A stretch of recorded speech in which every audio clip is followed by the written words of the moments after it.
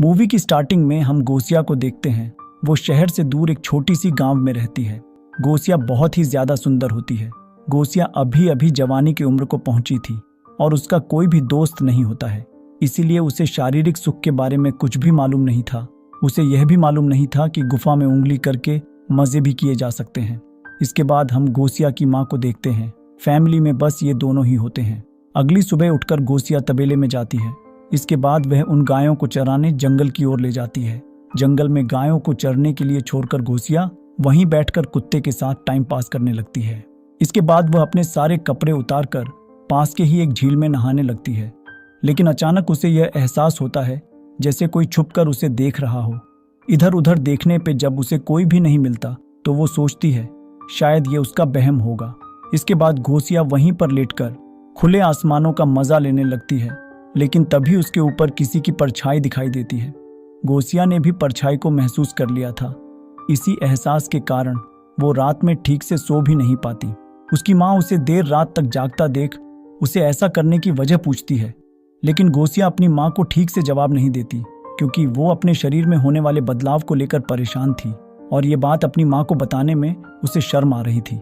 अगले दिन भी गोसिया अपने गायों को लेकर जंगल में जाती है और वहीं बैठकर फूल से अपने चेहरे को सहलाने लगती है, लेकिन तभी उसे दूर में एक इंसान दिखाई देता है। वो आदमी जंगल में पेंटिंग बना रहा था। उस आदमी को देखकर गोसिया काफी हैरान होती है। फिर वो उसके पास जाकर उससे बातें करने लगती है। वो आदमी गोसिया को अपने पास बैठाकर अपनी बनाई हुई पेंटिंग दिखाता है। उन पेंटिंग को देखकर गोसिया और भी हैरान हो जाती है क्योंकि यह पेंटिंग गोसिया की ही थी और इन सारी पेंटिंग में गोसिया के बदन में एक भी कपड़ा नहीं था। अपनी नंगी तस्वीर देखकर गोसिया वहीं पर बेहोश हो जाती है। वो आदमी पानी पिलाकर गोसिया को होश में लाता है। होश में आने के बाद वो गोसिया से पूछता है, क्या तुम यहीं पे रहती हो? इस पर गोसिया ने हाँ में जवाब देती है। इसके बाद दोनों वहां पे काफी बातें करते हैं। बातों ही बातों में गोसिया उस आदमी से उसका पता पूछती है। वो आदमी कहता है, मेरा कोई ठिकाना नहीं है, मैं यहाँ वहाँ घूमकर तस्वीरें बनाता हूँ और मुझे जो भी जगह पसंद आती है मैं वहीं पे जाकर रहने लगता हूँ। ये कहते हुए वो गोसिया के करीब आया और उसके बदन को छूने लगता है। उस आदमी का ऐसे छूना गोसिया को अच्छा तो लगा था, लेकिन वो शर्माकर वहां से भाग जाती है। घर आने के बाद भी गोसिया उसी आदमी के ख्यालों में खोई हुई थी और वो उससे दोबारा मिलना चाहती थी।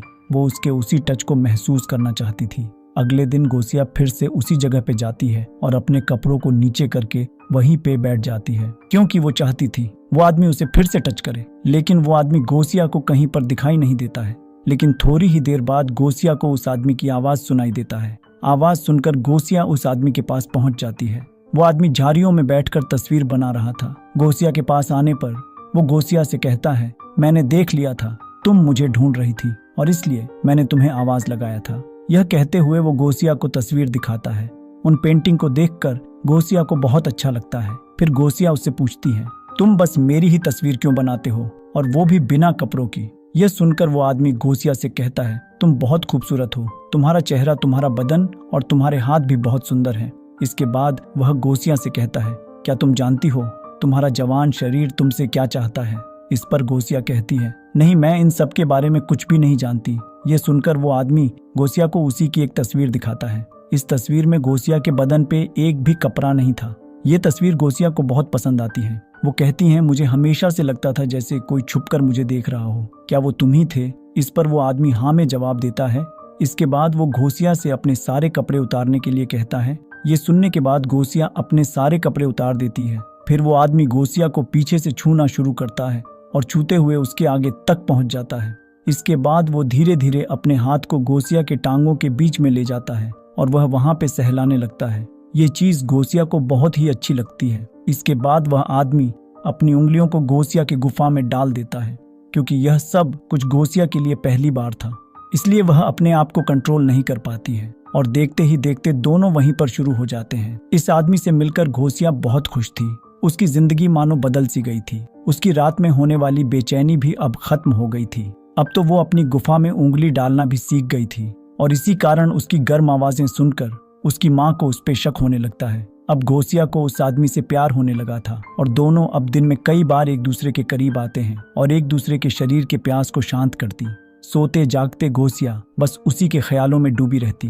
प्यार करने के साथ साथ वो गोसिया को दुनिया के तौर तरीके भी सिखाने लगता है। जैसे दूसरों के साथ कैसे बातें करना चाहिए, कैसे बैठकर खाना चाहिए और भी बहुत कुछ। वो आदमी गोसिया के लिए नए नए कपड़े भी लेकर आता है और वो कपड़े गोसिया को बहुत पसंद आता। एक दिन जब दोनों पैर के नीचे बैठकर बातें कर रहे थे तब वो आदमी गोसिया से कहता है, मैंने तुम्हें सब कुछ सिखा दिया और अगर आगे तुम्हें कुछ भी जानना हो तो तुम इस किताब को पढ़ लेना। ये एक गंदी किताब थी जिसे पढ़कर किसी की भी जिस्मानी भूख जग जाए। गोसिया कहती है, मुझे पढ़ना नहीं आता। वो आदमी कहता है, इसमें तस्वीरों के जरिए सारी बातें बताई गई हैं, तुम इसे देखते ही अपने आप सारी चीजें समझ जाओगी।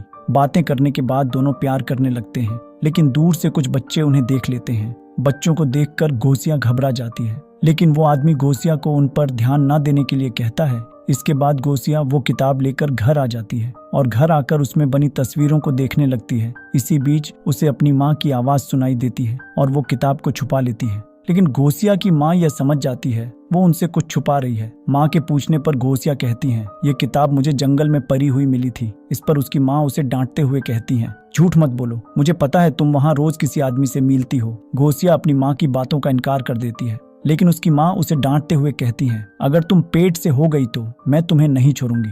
मैं तुम्हें ये सब करने के लिए जंगल में नहीं भेजती हूँ। ये सुनकर गोसिया को बहुत गुस्सा आता है, लेकिन वो अपनी माँ से बहस करना नहीं चाहती है। इसके बाद उसकी माँ उससे कहती है, ये संडे हम चर्च में जाएंगे और वहाँ तुम फादर के सामने सारी बातें कॉन्फ्रेंस कर लेना। फिर संडे को दोनों चर्च में पहुँच जाते हैं। यहाँ पे गोसिया फादर को सारी बातें बता देती हैं। वो कहती हैं, मैं जानती हूँ मुझे वो सब नहीं करना चाहिए था, लेकिन फिर भी मैं अपने आप को नहीं रोक पाई। मैंने कई बार उसके साथ अपने जिस्म की प्यास मिटाई। गोसिया की बातें सुनकर फादर उसकी माँ से कहता है, अभी गोसिया बच्ची है, वो नई नई जवान हुई है। इस उम्र में लोग अक्सर ऐसी गलतियां कर लेते हैं, लेकिन तुम एक बार गोसिया को लेकर डॉक्टर के पास जाओ। ये देखो कहीं वो माँ तो नहीं बनने वाली है। फादर की बातें मानकर गोसिया की माँ उसे डॉक्टर के पास ले आती है। चेक करने के बाद डॉक्टर गोसिया की माँ से जो कहता है उसे सुनकर गोसिया की माँ के साथ साथ आप सब भी हैरान हो जाएंगे। डॉक्टर गोसिया की माँ से कहता है, गोसिया अभी वर्जिन है और उसने किसी के साथ शारीरिक संबंध नहीं बनाया है, मतलब गोसिया को अभी तक किसी ने टच भी नहीं किया था। लेकिन गोसिया ने जो इतना सब कुछ किया था तो फिर आखिर वो क्या था। उसी रात जब गोसिया अपने घर पर सो रही थी तब वो आदमी गोसिया के पास आता है और चूमकर उसे नींद से जगाता है। उसे देखकर गोसिया उससे कहती है, मैं चाहती हूँ तुम हमेशा मेरे पास रहो। ये सुनकर वो आदमी कहता है, मैं यही हूँ, मैं तुम्हें छोड़कर कहीं नहीं जा रहा। और यह कहते हुए वो आदमी गायब हो जाता है। दरअसल उस अनजान आदमी जैसा कुछ भी नहीं था। ये सब तो गोसिया की कल्पना था। हमने जो कुछ भी अब तक देखा वो सब कुछ गोसिया के दिमाग का खेल था। गोसिया नई नई जवान हुई थी और इस कारण उसके बदन में भूख जाग रही थी और अकेली होने की वजह से वो इस तरह की कल्पनाएं करने लगी। और इसी के साथ ये मूवी यहीं पे खत्म हो जाती है।